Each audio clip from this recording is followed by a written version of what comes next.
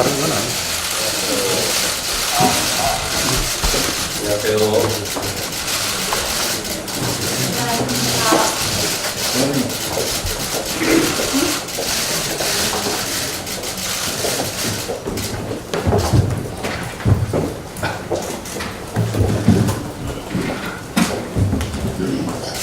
예, 지금부터 제96차 최고위원회를 시작하겠습니다. 대표님께서 대의선언 하시겠습니다. 제96차 최고위원회 회의를 개최합니다. 오늘 김관영 원내대표가 사임을 하십니다. 살신 성인의 정신으로 국회 정상적인 운영을 위해 세상의 발전을 위해 헌신하신 김관영 원내대표께 감사드립니다. 패스트트랙 때문에 이런 상처에 대해서도 깊은 위로의 말씀을 드립니다. 오늘이 정책의장께서도 어제 사임 기자회견을 수고 하셨습니다. 민주평화당의 유성혁 신임 원내대표가 취임 일성으로 반쪽짜리 연동형 비례대표제를 반대한다고 밝혔습니다. 유성혁 원내대표의 주장을 충분히 이해합니다. 신속 처리 안건으로 지정된 준연동형 비례대표제는 그 내용을 전적으로 동의하기보다는 어쩔 수 없는 상황에서 선택한 차선책이었을 뿐입니다. 국회의원 정수를 하나도 더 늘릴 수 없다는 더불어민주당과 자유한국당의 주장을 수용한 고육지책이었던 것입니다. 바른미래당이 선거법 개정안의 패스트트랙 지정에 동의한 것은 그렇게 하지 않으면 선거제 개혁이 논의조차 되지 못하고 무산될 것이라는 위기감, 그 하나 때문이었습니다. 패스트트랙 지정조차 김관영 원내대표의 헌신적인 노력이 없었다면 불가능했을 일이지만 그것은 어디까지나 선거제 개혁을 논의의 장에 붙들어 놓기 위한 불가피한 차악의 선택이었습니다. 이제 패스트트랙 지정이 되고 선거제도 개혁에 대한 논의가 본격화되어야 할 때가 다가왔습니다. 미봉책에 불과한 준연동형 비례대표제가 아니라 온전한 연동형 비례대표제를 논의할 때입니다. 제가 누차 말씀드렸지만 연동형 비례대표제는 바른미래당이 의석수 몇 개를 더 얻고자 하는 것이 아닙니다. 선거제 개혁은 대한민국의 30년 묵은 낡은 정치 구조를 바꾸는 첫 걸음입니다. 그것이 지난 촛불시민혁명으로 터져나온 국민의 목소리이고 시대적인 요구입니다. 온전한 연동형 비례대표제만이 승자독식 양당제의 폐해를 불식시키고 민의를 그대로 반영하는 의회 민주주의를 확립할 수 있습니다. 의원 정수를 유지하기 위해 지역구 수를 줄이는 것은 오히려 비례성과 대표성을 훼손할 여지가 있을 뿐만 아니라 국회 본회의 통과도 어려워지게 만들고 있습니다. 지역구 수를 그대로 두고 의원 정수를 확대하는 방안도 함께 논의되어야 합니다. 그것이 작년 12월 15일 5당 원내대표 합의의 기본 취지이기도 합니다. 국회 정치 구조를 바꿀 연동형 비례대표에 대한 논의와 함께 권력 구조를 바꿀 개헌에 대한 논의도 시작되어야 합니다. 제왕적 대통령제가 불러오는 비극의 악순환을 끊기 위해서는 국회와 내각이 제 역할을 하는 분권형 권력 구조가 필수적입니다. 대통령 1인에게 권력이 집중된 정치 구조는 실패할 수밖에 없기 때문입니다. 이를 바꾸기 위한 개헌 논의를 시작하자는 것입니다.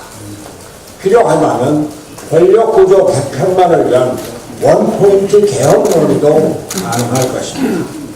이는 지난 12월 15일 원내대표 합의 과정에서 자유한국당이 주장하여 합의문에 명기된 내용이기도 합니다. 개헌을 통한 권력구조 개혁이 제가 연동형 비례대표제 도입을 주장했던 본래의 뜻이었습니다. 제가 단식을 불사했었던 것도 국회와 내각이 아무 역할도 못하는 허수아비에 불과할 뿐 대통령에 의해서 모든 것이 결정되는 한국 정치의 권력 구조를 바꾸기 위해서였습니다. 후진적이고 시대에 맞지 않는 권력 구조로 인해 대한민국 정치와 경제 발전이 늦어지고 있습니다. 온전한 연동형 비례대표제와 함께 권력 구조 개편에 대한 개헌 논의를 시작할 것을 거듭 촉구합니다. 자유한국당도 좌파 독재만을 외칠 것이 아니라 이명박, 박근혜 두 대통령이 구속된 현재의 제왕적 대통령제의 국정농단 사태를 극복하기 위한 권력구조 개혁에 적극 나서기 바랍니다. 이것이야말로 그들이 주장하는 좌파 독재를 방지하기 위한 방편이 될 것이기 때문입니다. 문재인 대통령과 더불어민주당, 자유한국당은 패스트트랙의 후폭풍이 가시고 의정단상에서 국정을 논의할 때 나라의 미래를 위한 선거제도 및 개헌 논의에 차분히 적극적으로 임해 주시기를 기대합니다. 한 말씀만 더 드리겠습니다. 문재인 대통령께 한 말씀 드리지 않을 수가 없습니다. 어제 문재인 대통령은 중소기업인 대회에 참석해서 국민과 기업인의 인식과 완전히 동떨어진 말씀을 했습니다. 총체적으로 본다면 우리 경제는 성공으로 나아가고 있다면서 통계와 현장의 온도차가 있을 것이라고 말했습니다.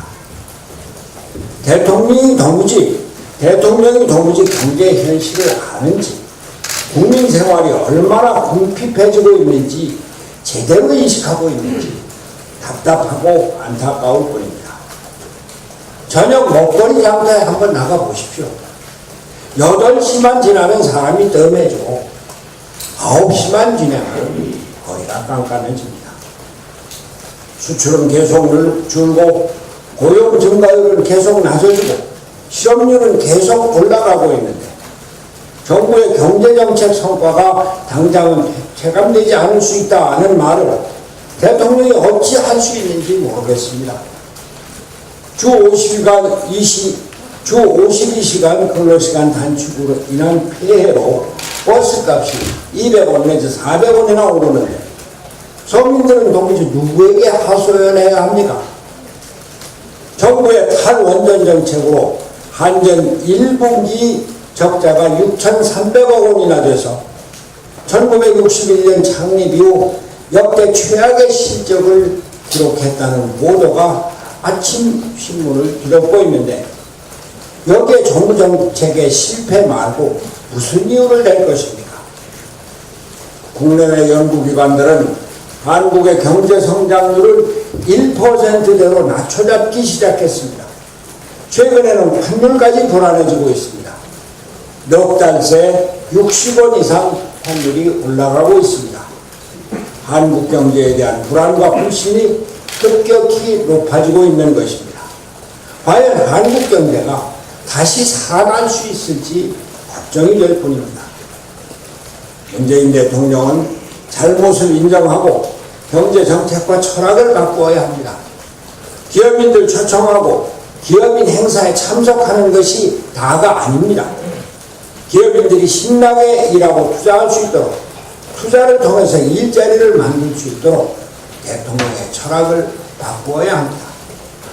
제발 소득주도 성장 정책을 폐기하고 시장경제로 정책의 근본을 바꾸어 주십시오. 최저임금 동결이나 탄력 근로제 실시로 기업인들에게 희망을 주십시오. 탈원전 정책을 폐기하고 신기술 산업에 대한 용기를 주십시오. 노동개혁을 통해 기업이 마음 놓고 투자할 환경을 만들어 주십시오. 기업인들은 대통령의 행사 참석을 앞에서는 환영하지만 뒤에서는 비웃고 있습니다. 기업인들에게 줄 것을 갖고 행사에 참석하십시오. 이상입니다. 네, 원내대표로서 참가하는 마지막 기도 회의입니다. 그동안 아낌없는 격려와 협조를 해주셨던 손학규 당대표님과 최고위원님들, 그리고 대변인, 부대변인님들, 정무직 당직자, 또 사무처 당직자 여러분께도 깊이 감사의 말씀을 드립니다. 거의 매일같이 아침 경제회의 때마다 바른미래당의 목소리를 국민들에게 전달하고자 노력해주신 언론인 여러분께도 깊이 감사드립니다. 바른미래당은 화합, 자강, 개혁 이 세 가지의 정신을 지켜나가야 합니다. 저는 오늘 원내대표직을 물러나지만 제가 어느 곳에 있든 바른미래당의 화합, 자강, 개혁을 위해서라면 어떤 역할이든 마다하지 않고 최선을 다하겠습니다. 국정상설협의체 개최와 관련해서 대통령과 민주당의 진정성 있는 태도 변화를 요청드립니다. 어제 문재인 대통령은 국정상설협의체 개최를 기대한다고 했습니다.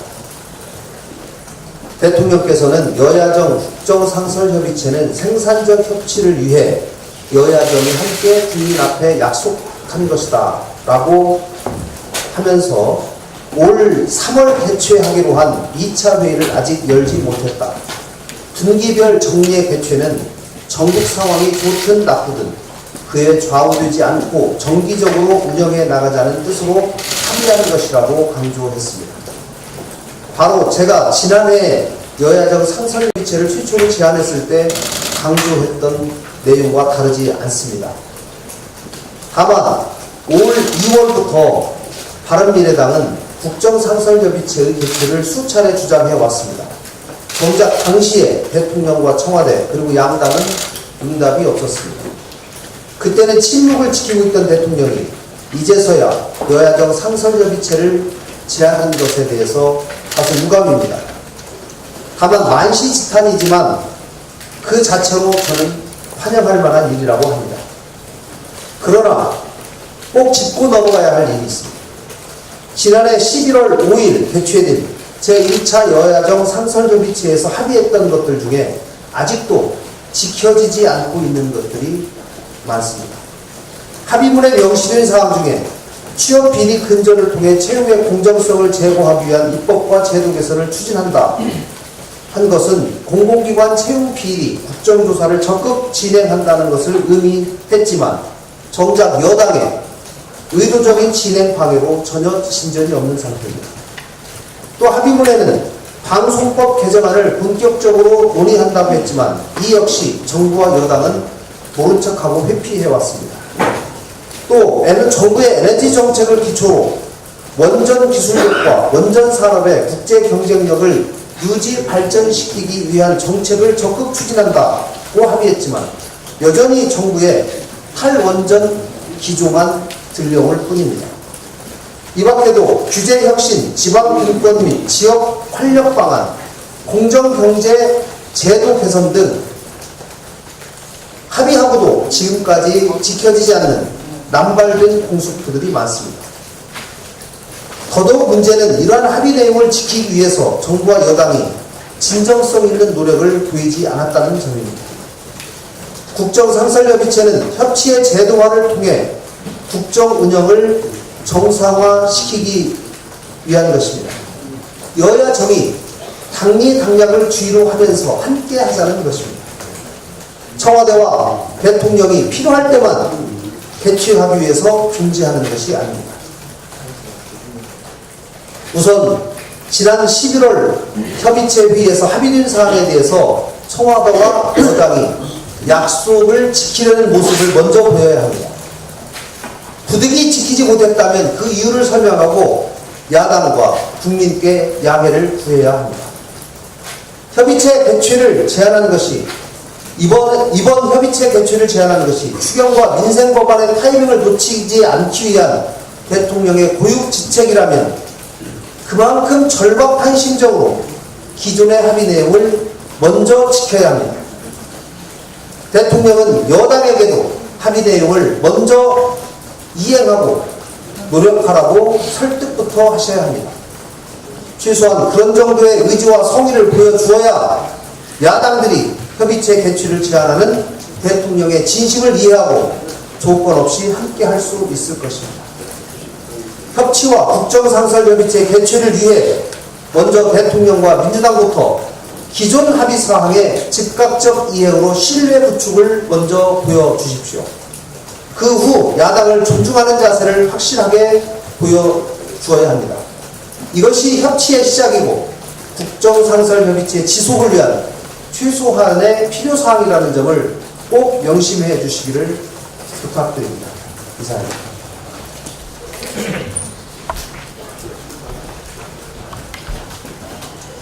네, 오늘 우리 당의 원내대표를 새로 뽑는 날입니다. 지난 1년 동안 우리 당을 위해서 헌신해온 김관영 원내대표님 대단히 수고 많으셨고 이제 무거운 짐을 내려놓기 때문에 오히려 축하한다는 그런 말씀을 드립니다. 저는 김관영 원내대표가 본인 스스로 평점을 71점을 주겠다라는 그런 언론 발표를 봤습니다만 겸손의 말씀이고 저는 한 90점 주고 싶습니다. 정말 많은 일을 했습니다. 성과도 더 많았다고 봅니다. 국회 특수활동비를 앞장서서 우리 바른미래당에서 나서서 주도적으로 성공시켜낸 것은 역사에 남을 일이다 생각하고 또 선거제도 개혁을 위해서 그렇게 노력해오고 오직 하다가 안 돼서 패스트트랙으로 지정까지 한 것에 대해서는 정말 누구도 할 수 없었던 그런 끈질긴 노력 끝에 이루어낸 성과라 해서 90점을 줘도 부족하지 않다 이렇게 생각을 합니다. 오늘 우리 당의 또 새로운 원내대표 후보가 합의추대되지 못하고 두 분이 출마를 하셨습니다. 두 분 다 어느 분이 되어도 저는 부족함이 없고 능력에 있어서나 또 카운터파트를 대하는 상대를 대하는 점에서 절대 부족함이 없고 우리가 견인해 나갈 수 있는 훌륭한 두 분이라고 생각을 합니다. 한 분이 당선되어서 우리 당의 갈등을 봉합하고 새로운 출발의 전기를 마련할 수 있기를 바람하지 않습니다. 이번 주말이 5.18 기념식이 강주에서 열리게 됩니다. 40년이 다 되어가도 아직도 진실이 규명되지 못하고 있는 그런 안타까움 속에 있습니다. 최근에 미 정보관 등 새로운 진술과 증언이 나오고 있습니다. 전두환 전 대통령이 강주에 와서 발포 명령이 아닌 사살 명령을 내렸다는 그런 증언도 새로 나오고 있습니다. 40년이 지난 지금도 아직도 좀 행방불명된 자들을 아직 찾지 못하고 아픔이 계속되고 있습니다. 저는 하루빨리 이 진상규명 특별법이 의해서 진상규명이 이루어지기를 기대합니다. 40년이 지나다 보니까 많은 증거물들이 사라지고 없어지고 있습니다. 새로운 증언들이 계속 나오고 있습니다. 이런 와중에 황교안 자유한국당 대표의 강주 방문이 오히려 초미의 관심이 되고 있는 것이 정말 안타깝고 아쉽습니다. 황교안 대표가 왜 강주에 오느냐라는 것이 관심이 되고 과연 진정성 있게 오는 것인가 이런 것에 대해서 강주 시민들이 많은 우려를 가지고 있습니다. 정말 사죄하고 화합하기 위해서 오는 것인지 아니면 다른 목적으로 오는 것인지 분열되고 있습니다. 저는 황교안 대표께서 지금이라도 진상규명 특별법에 의해서 진상조사위원을 빨리 선임해 주시고 또 망언을 한 자유한국당 의원들에 대해서 어떻게 처리하겠다라는 분명한 본인의 입장을 밝히고 강조해 오시는 것이 저는 마땅하다 이렇게 생각하고 황교안 대표의 정확한 입장을 밝혀주실 것을 촉구합니다.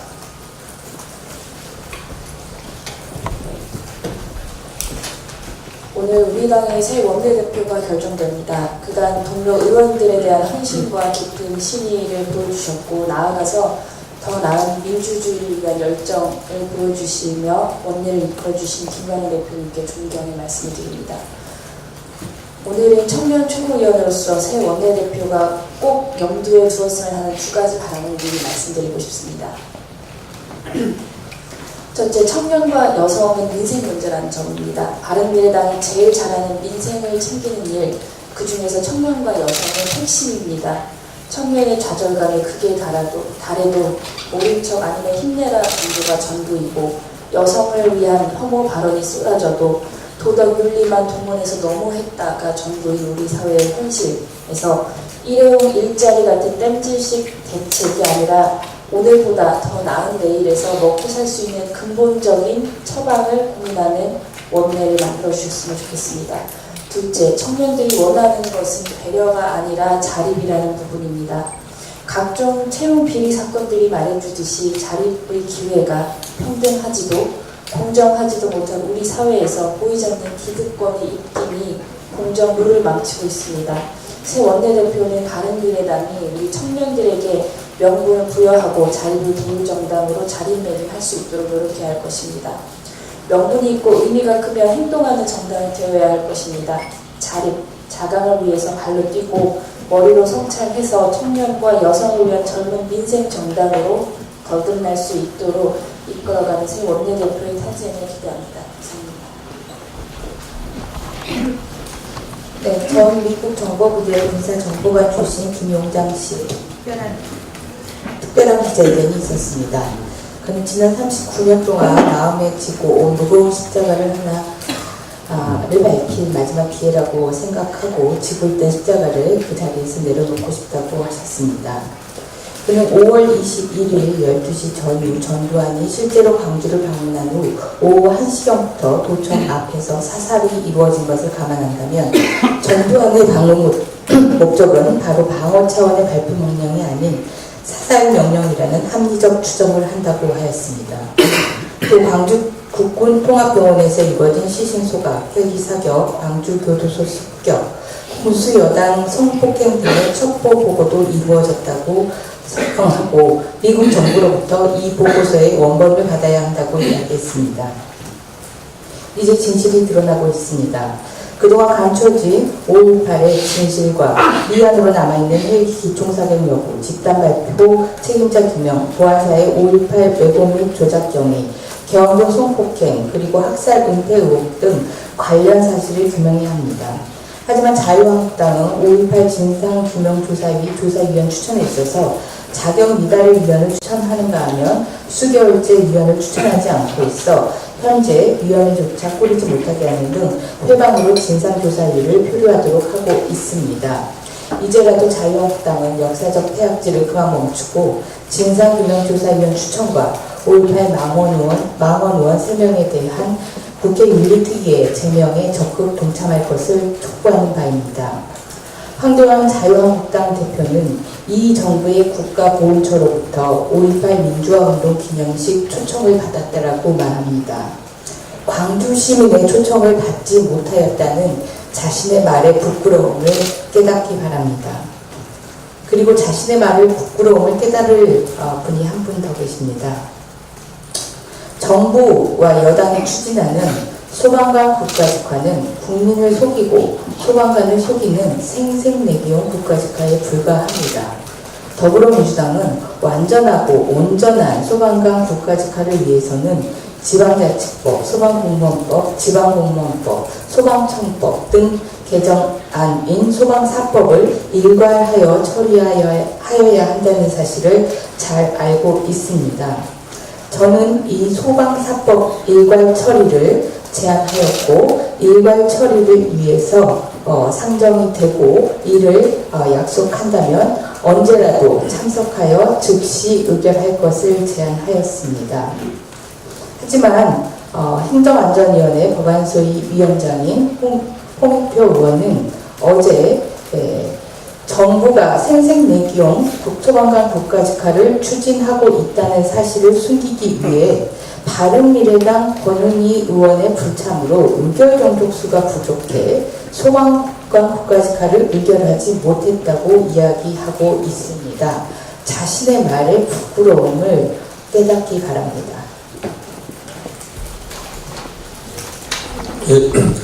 원묘 최고위원입니다.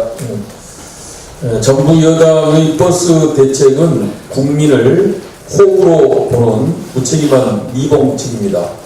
어제 김현미 국토교통부 장관이 정부 여당의 버스 문제 대책을 발표했습니다. 버스 요금 인상과 혈세 지원이 전부입니다. 정부 여당의 실책을 국민의 지갑과 혈세로 틀어막겠다는 것입니다. 국민을 호구로 보는 무능하고 무책임한 미봉책이라고 하지 않을 수 없습니다. 이번 버스 문제는 정부 여당의 준비 없는 52시간 노동시간 단축에서 비롯됐습니다. 작년 7월 노선버스 운송업이 근로시간 특례 업종에서 제외됐습니다. 그런데도 정부 여당은 노동시간 단축에 따른 임금 저하와 인력 부족 문제를 사업주나 지자체의 책임으로 미루다가 오늘의 사태를 맞은 것입니다. 따라서 정부 여당은 자신들의 무능과 무책임부터 반성하고 사과해야 할 것입니다. 공무원들에게 책임을 떠넘길 일이 아닙니다. 그리고 버스요금 인상과 혈세 지원이 필요하다면 국민들께 명분을 제시하고 양해를 구해야 할 것입니다. 버스 사고 저감을 위해 노동시간 단축과 임금 인상, 정부 지원 확대가 필요합니다. 하지만 현행 버스 준공영제 확대는 재고해야 할 것입니다. 버스 회사의 적자를 대대손손 혈세로 보존해 주면서도 사업주의 방만 경영과 혈세 낭비를 막고 근로자 처우와 대시민 서비스 개선을 위한 관리 감독 장치가 미비하기 때문입니다.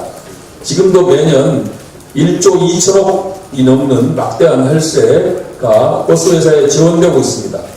노동시간 단축과 준공영제가 확대되면 연간 1조 3천억 원 이상이 추가로 필요합니다.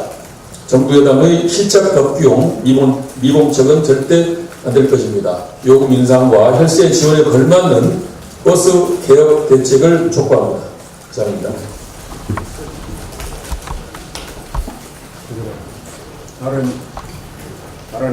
다른 공개 발언이 없으시면 저희를 비공개로 진행하겠습니다.